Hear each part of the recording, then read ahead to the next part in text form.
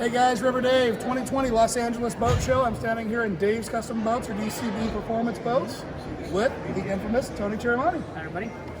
Tony, first off, happy birthday, happy belated birthday. Thank you, yep. That's the big 5-0, one, right? That's the big one this year, yeah. That's my last birthday ever, I promise. Right. Anyhow, they brought some beautiful boats with us. This is Mr. Timmons' boat, right? Yep, Greg Timmons. So tell us a little bit about this. You guys, Greg Timmons was gracefully had a 28 with 400s. Sold it when he heard the 450 was coming out, and actually it took a lot longer than we thought, so he was very patient. So this is our first 450 boat, and it's completely exceeded what we thought it would do.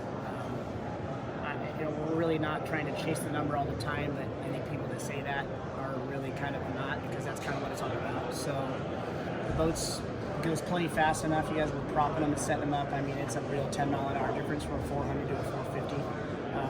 I think the 450 is what really makes the boat happy. You're not struggling to go 120. You don't have that perfect. You need that perfect day, perfect water, perfect weight. So they'll run 125-ish. With people and fuel and weight in the boat in the heat. So it's just it's a real number. It's not like the best of the best. That's a real number. Yes, and that's where the boat is happy. I mean, the boat really takes another life at 120, and it sweeps 120. So it's very cool. And I know everything with all the logistics going on. But yeah, we prop them. So we'll run 35 to 36 pitch propellers, and we'll run a 123 to 127 depending on conditions. So that's kind of a real number. So interesting little compliment that you don't know about. I can't say who it was, but I'll say it's somebody that's been in every 400 boat and every 450 boat out there. Told me that the M33 is the best balanced outboard 450 boat there is. That's cool. So you already know who I'm talking about. We're not allowed to say the name, sure. but it feels good, you guys, and that's the thing is where, I don't want to get ahead of it, but I still believe in what we're doing here. And if you want to call it a West Coast thing, a lake thing, which I think is, I'd take this boat in the ocean around a Catalina with anybody. I really would. This boat is happy, and we did a lot of homework. We started with the bottom and built the bottom and flipped it over and really kind of thought what's going to make this boat work with 800 horsepower, not 3,000. You can put 3,000 horsepower in a bayliner, it's going to run fast. Yeah. So to make something go 115, 120 with 800 horsepower, you got to make the bottom work. Extending the wing, changing the tunnel, putting 45s here, changing strakes, really making it an outboard, kind of an outboard more purpose bottom, and that's what we did. And is there always room to grow? Possibly, but I think we did pretty good out of the box. And so let's talk about room to grow. Let's talk about room to grow. We got the M37R. Yes. You guys got the bottom mold week and a half ago Friday. Mm-hmm. Top mold's coming out February, I believe. Yeah, hopefully we're shooting you guys. We're really want to get it for Desert Storm, you guys, but it's going to be tough, but that's our goal. So I'm just going to kind of leave it at that. Little pat on my own back. We actually released the press release for the M37R on RDP. Great story to you guys. If you want to see, great write-up. Dave's really good at the CNC and all the machining part of it, you guys. We really wanted to make a big deal about that and how it started, how it progressed. But we really started that boat in April last year is when we really thought, okay, let's push go. We kind of put our center console in park. The 37 is a lot more in our wheelhouse, and it's more buildable in our facility at this point in time. So, we can do 5 or 6 of those a year to where it's going to be one, maybe 2 center consoles. So, well, the problem with center consoles is the freaking height, man. And we don't have buildings out here that are tall enough to build them. That's Nordic park theirs too, the same reason. Yeah, so we're going to put the 37 on there, but I got 5 sold, so it's going pretty good. But what we did, you guys, is as there's a behind for every seat, or there was a lot of people that wanted that product, and you can't. They're writing the check for it. You got to kind of, so if you build it, they will come. And we thought, they already came, and now you're building it. So we're going to get in this market and keep people in the DCB. And you want a pod or no pod, we got the best of both worlds. And I think you guys will eventually see how this thing goes. But I would see probably us doing something with the CAD and shrinking it down, maybe a 30 or 32. I don't know, maybe see what happens with the inboard market. Maybe turn it into an inboard boat and do another deck for it, because it's going to be a really good bottom.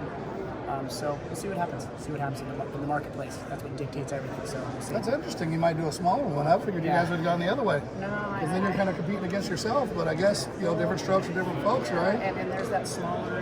Is it that one's 10.6 wide? I think something in a 9.7 to 10 foot wide, something that's a little more attainable for your Havasu guy, your smaller waterway boy that wants a true tunnel but doesn't want to go to the big 37, 34, 38, 39 footer. So it's hard, but like you say, we'll see what the market bears. Yeah. Yeah. So, in talking about that, I actually prefer the smaller boats. The 28, we were talking about it earlier. That is the hot rod, man. That is DCB's hot rod. Start, yeah. He calls that the start boat. I call that my perfect boat. It is, guys. I mean, the 450 won't back me up to. That boat is, it's been a few miles an hour faster than 33. I think a little bit of weight factor. So it is, you guys. This one's about 53, about 5,100 the way we build it.